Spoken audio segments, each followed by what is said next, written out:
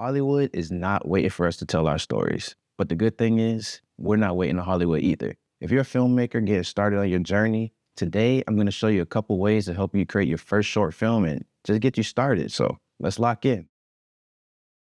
The first thing that you want to do when you're creating your short film is keep your idea simple. Keep your short simple. That is very important for starting out in this process. You want to make sure that you have like 1 to 3 locations, something like a bedroom like this. Maybe it's a kitchen, a bathroom, things in your house that you can interact with, or you don't have to spend a lot of money on unless you got it like that. If you got it like that, hey, by all means.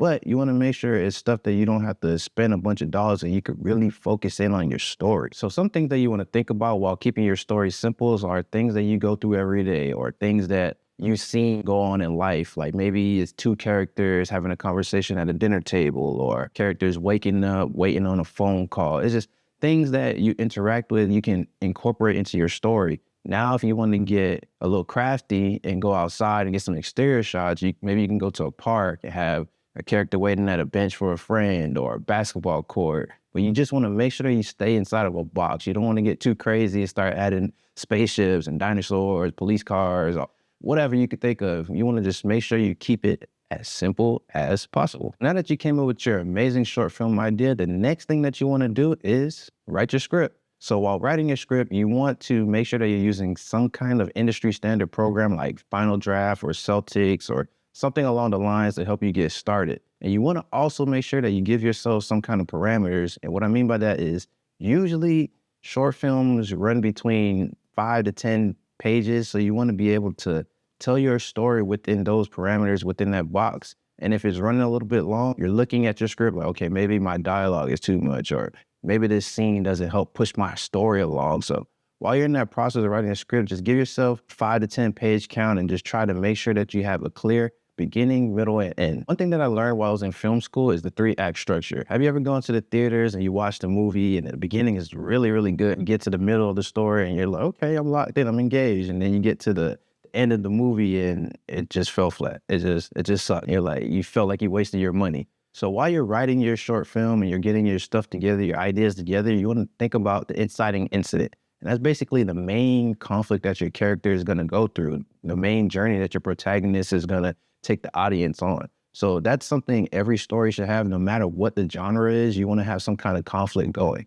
And then you want to have like a middle part. There's some kind of twist, or there's something that changes it within the story, and then the audience is following along. And then you get to the end. You want to make sure that you wrap it up with a nice resolution or a big climax, or however you do it. You just want to make sure that you have those things implemented into your story so that your audience doesn't feel like they wasted their time watching your movie. So now that we have our script down, we have our story together, it's time to shoot, right? Yeah, no. So the next thing you want to do is find your crew.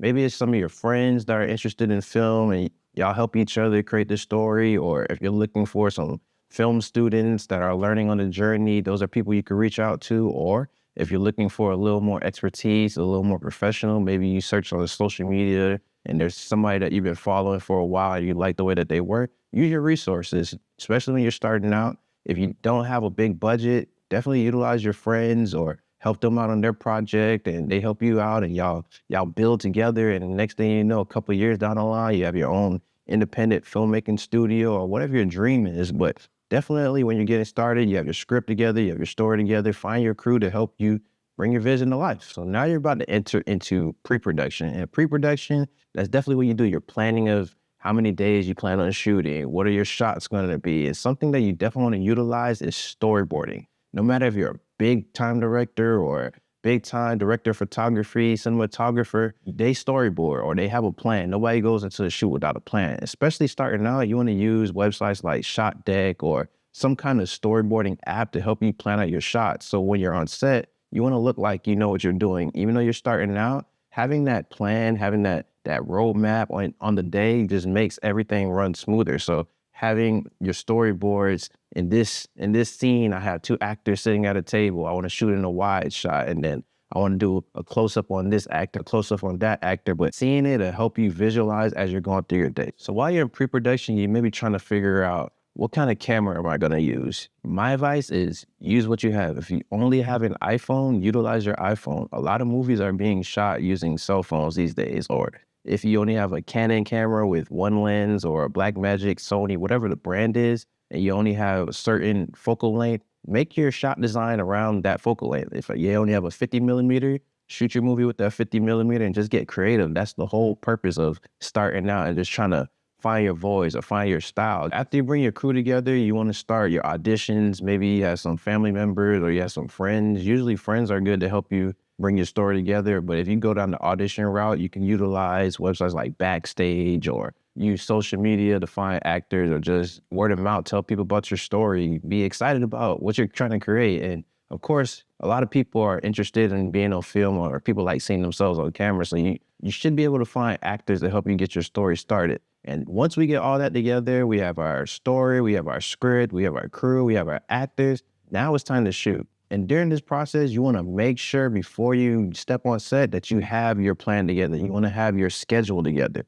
So work with your director of photography. If you're the director, or if vice versa, you want to make sure that you go on the set with a schedule. You want to know what the weather's going to be like. You want to plan out, okay, if you have night shots, you want to make sure that you get all your daytime stuff first. You don't want to waste anybody's time, because time is money, and you don't want your crew to feel exhausted or feel like you don't know what you're doing. But even though you're starting out, you still want to be as effective as possible. So make sure that you have a schedule of a setup schedule of your shots, and also a call sheet so that your crew know where to be, when to be, how many days you're planning on shooting, what actors are going to be doing.